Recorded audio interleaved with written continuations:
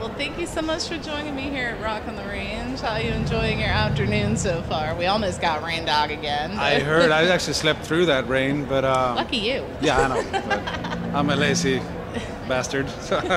No, it's great. I mean, it cooled off a little bit, as far as I understand it. There might be another storm coming in. We hope not, because that would change the set times once again. But we're on at I think 7:50 or something like that. So you guys should be in the safe zone. I think we'll be all right. I think so. Yeah. No, we love it here. All our friends are here, and a lot of bands that we toured with and that we really like. So listen, we have a great time. How much is it like summer camp? You know, when you guys are all reuniting. It's a lot of like it's a lot like summer camp, but we get to see these guys when we, do the festivals over in Europe as well. So, but it's cool to see them here. Yeah, it's cool. So you guys are still touring behind Bagels, and what can you take me in the recording process for that album? Maybe one or two songs in particular, and tell me what the mindset was like when you were putting it together. Well, writing-wise, we did some changes because Howard, our producer, Howard Benson, he sort of, he wanted us to make demos of everything.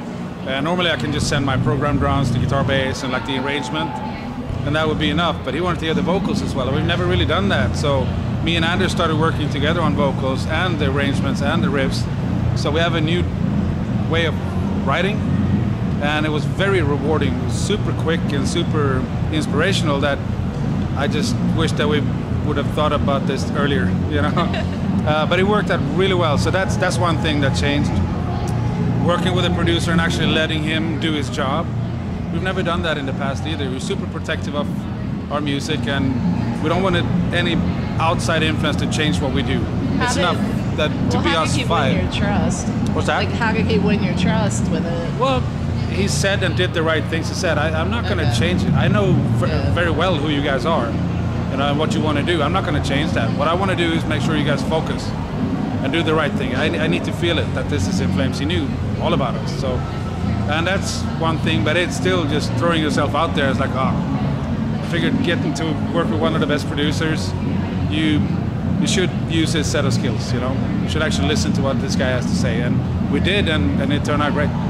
Absolutely. I'm always curious a little bit about the anatomy of a song and how an album is placed together in a certain way and everything. What comes first for you guys usually, like the hook, the lyrics, melody? What kind of... It really, really depends. In the past, it's always been, you have this one riff or this melody that just bounces around your head, and then you build around it, and then you put the vocals on top. But now, since I mentioned that the way of writing is different, we can actually have a really cool vocal line that we can work around and put melody to, and it would inspire the songwriting in a different way. I don't know. I mean, our focus has always been melody. Yeah. It needs to be melodic in one way or the other. If we put it in the vocals or if we put it in the guitars, harmony guitars, or even on keyboards, it doesn't really matter. As long as there's a melody that's strong and that hits you here somewhere, then it's gonna be an In Flames tune. Absolutely. I love that you guys have never been afraid to be experimental with the sound a little bit, because I don't feel like you get trapped in that genre boxing. I don't even think they matter anymore, really. I mean, we get a bit of flack for that, not doing the same album over and over, but it's never been our thing. It's not what we want to do. We want to create music that we think is sort of missing out there, or that feels challenging, fun, interesting, and that we want to hear ourselves. It's and it doesn't please everyone, but that's not why we're here. Because I can't please everyone. I can't make sure everybody in this audience likes what I'm doing. But what I can make sure is that the five of us are happy with it. And when we are, it's going to be an In Flames tune. Absolutely. So, I mean, obviously you guys have seen so many changes in the music industry over the years. Is there more pressure to be on the road now? Because I feel like everything is kind of flipped, where, a tour used to, now the tour supports the album, whereas then the album used to support the tour. Yeah, we've seen a big difference, but we sort of started out doing our first little bit of touring and selling a little bit of records right at the decline of record sales when that started. So we've never seen any of that, but we've noticed the competition is way more fierce, not only on the road but also on social media, and everything. Is that there's bands everywhere, like literally everywhere, and you get force-fed by social media all the time, new stuff. So it's really hard to stick out. But I think that's why bands want to tour, to show that they're the real thing. We've toured for so many years now that this is our home turf. This is what we do. I'd rather tour than make a record, you know. And Anders would probably say something different, but I know I really, really enjoy this. I love hanging out with my friends. I love playing in front of people. I love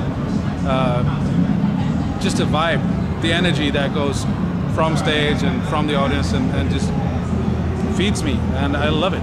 You know, so for me that's an important, really important part of it. And I guess more people have to do it, so competition is fiercer, but still I'm not going to quit doing it. Absolutely. I was talking to a few other bands this weekend, and they said it's that pressure too of always knowing that there's somebody willing to step right in and take your place immediately. Yeah, that's how it works, but it's a good and a bad pressure, but I think for most part it pushes you to be at your best, you know, and so that's a good thing. The bad thing is that it's really hard for a new budding band to take their first steps out there because they're gonna get crushed, you know, and that's the bad thing. So what is the rest of 2017 hold in store for you guys? I'm sure a lot more touring. Well, yeah, we do finish up this US run for another week or so, I think, and then straight back to Europe for the festivals. And that's going to be awesome. Yeah, those are really fun.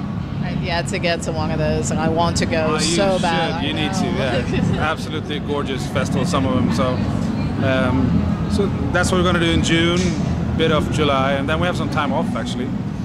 And that's going to be nice, spent with barbecue and beer. Nice. Yeah.